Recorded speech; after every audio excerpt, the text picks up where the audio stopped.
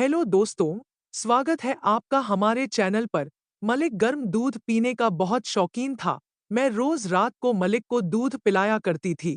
इससे मलिक की सेहत भी अच्छी हो गई थी। एक दिन जब मैं घर की सफाई कर रही थी, मेरे कपड़े बुरी तरह से गीले हो गए। तभी मालकिन मेरे पास आई और बोली, जाओ मलिक को दूध पिलाकर आओ। मैं मजबूर थी, तुरंत अंदर चली गई। जब मलिक ने मुझे अंदर देखा तो पास बुला लिया और बोला, जल्दी से गर्म दूध लाओ।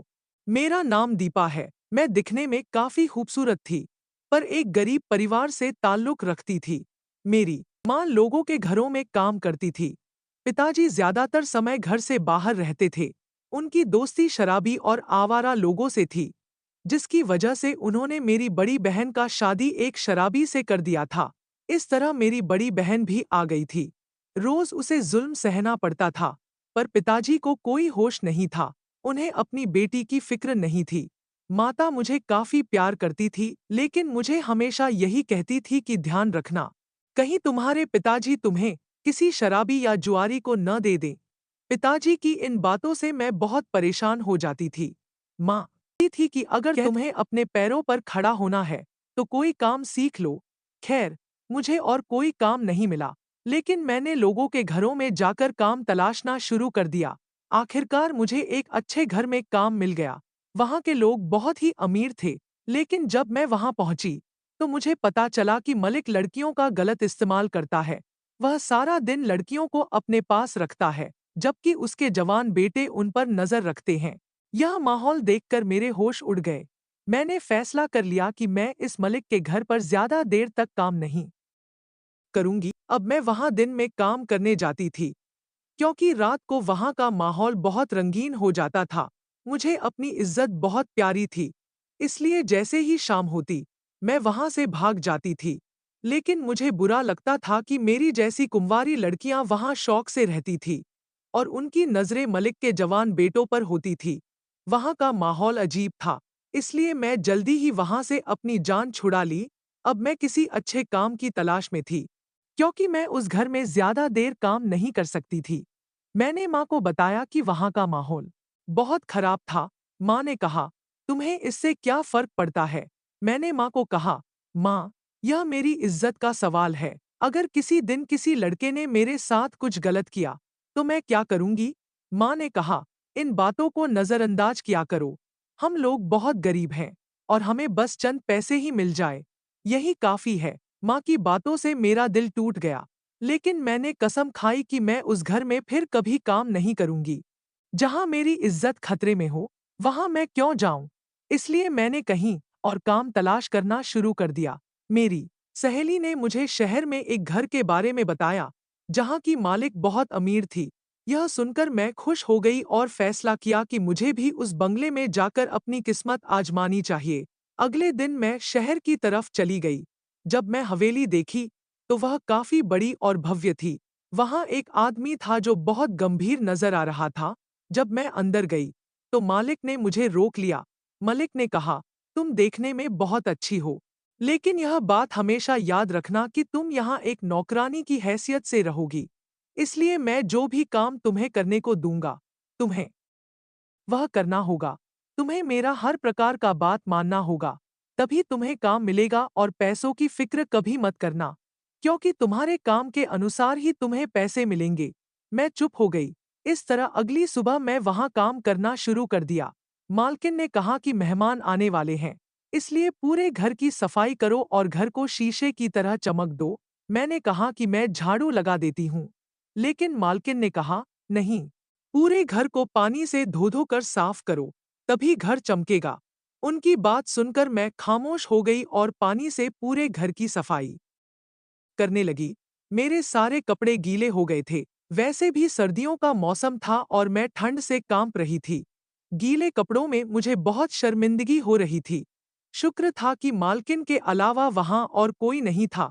मालकिन ने मुझे देखा, तो तरस खाकर कहने लगी, तुम्हारे तो सारे कपड़े भीग गए हैं, और इस हालत में अगर किसी ने तुम्हें देख लिया, तो बुरा लगेगा। ऐसा करो, मालिक के कमरे में चली जाओ, वहां अंगीठी लगी है, वहां जाकर अपने कपड़े सुखा लो। यह सुनकर मेरा दिल तेजी से धड़कने लगा। मैं सोचने लगी कि कैसे मलिक के सामने इस हालत में जा सकती हूँ। लेकिन जब मालकिन ने कहा कि अगर मैं उनकी बात नहीं मानी तो पैसे काट लूंगी, तो मजबूरी में मैं मलिक के कमरे में चली गई। जैसे ही मैंने मलिक को देखा, मेरे होश उड़ गए। मलिक लगभग 45 साल के लग रहे थे, जबकि मालकिन इतनी जवान और खूबसूरत थी। मैं हैरान थी कि मालकिन ने उनसे शादी कैसे कर ली, जो कि उनसे 2 गुनी उम्र के लग रहे थे। मलिक बिस्तर पर लेटे हुए थे, लेकिन मुझे घूर-घूर कर देख रहे थे। मुझे बहुत अजीब महसूस हो रहा था, लेकिन मजबूरी में मुझे यह सब करना पड़ा। मैं अंगीठी के पास जमीन पर बैठकर अपने कपड़े सुखाने लगी थी। मुझे महसूस हो रहा था कि मलिक मुझे ही घूर रहे हैं। जैसे ही मेरे कपड़े सूख गए, मैं जल्दी से वहां से निकल गई। मालकिन ने मुझे देखा और कहा, शाबाश, तुमने बहुत अच्छा काम किया है। इसी तरह मेरी बातें मानती रहना और कभी भी मेरे सवाल सुनकर आगे से सवाल मत करना, वरना बहुत पछताओगी। मैंने मालकिन को कोई जवाब नहीं दिया और शाम होते ही घर चली गई। घर पहुंचकर माँ ने मुझसे पूछा, कैसा रहा तुम्हारा पहला दिन? मैं चुप हो गई और फिर मन से कहा, माँ, आजकल का माहौल कितना खराब है। यह दुनिया किस दिशा में जा रही है? जिन अमीर घरों में हम काम करते हैं, उनके मालिक और मालकिन ऐसे बर्ताव करते हैं, जैसे उनके सामने उनका सबसे बड़ा दुश्मन खड़ा हो। माँ ने कहा, देखो, जिधर भी तुम जाओगी, ऐसा ही होगा। अमीर और गरीब से कुछ फर्क नहीं पड़ता। मर्द की फितरत ऐसी ही होती है। हसीन और कामवाली लड़की को देखकर उनकी नजरें बदल जाती हैं। इसलिए बेहतर यही है कि तुम उन्हें नजरअंदाज करके अपने काम पर ध्यान दो, ताकि तुम्हारा काम अच्छा चले। देखो, तुम्हें कितनी ज्यादा तनख्वाह मिली है। माँ की बात सुनकर मैं हैरान हो गई कि मेरी अपनी माँ ही मुझसे ऐसी बातें कर रही हैं।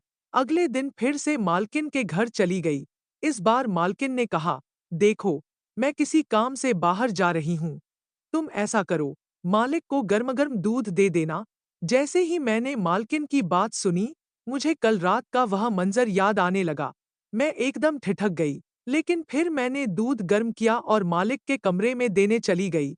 जैसे ही मैंने सामने का मंजर देखा, मेरी रूह कांप उठी। मालिक अपने मोबाइल में न जाने क्या देख रहे थे। देखकर मैं शर्म से पानी-पानी हो गई। उन्होंने जल्दी से अपना मोबाइल बंद किया और मेरी तरफ देखने लगे। वह ऐसे घूर रहे थे, जैसे उनके सामने कोई खजाना पड़ा हो। उनकी तपती नजरों से मेरा दिल धड़कने लगा।